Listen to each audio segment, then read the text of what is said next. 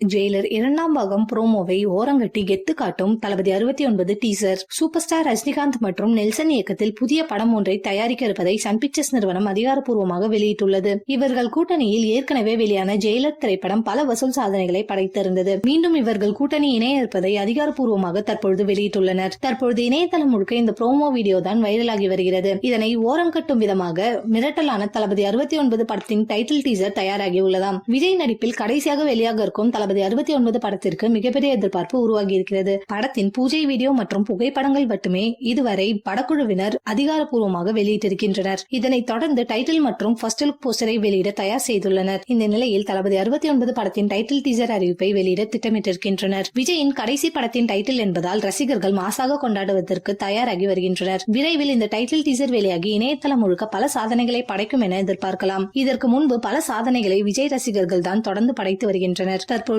Jailer இரண்டாம் பாகத்தின் promo படைத்த சாதனைகளை அசால்ட்டாக தளபதி 69 படத்தின் டைட்டில் டீசர் முறியடிக்கும் என விஜய் ரசிகர்கள் கூறி வருகின்றனர். விஜயின் புதிய லுக்கை பார்ப்பதற்கும் ரசிகர்கள் மிகுந்த ஆவலாக காத்துக் கொண்டிருக்கின்றனர். இந்த வருட தீபாவளி தினத்தில் இந்த படத்தினை வெளியிட திட்டமிட்டிருக்கின்றனர்.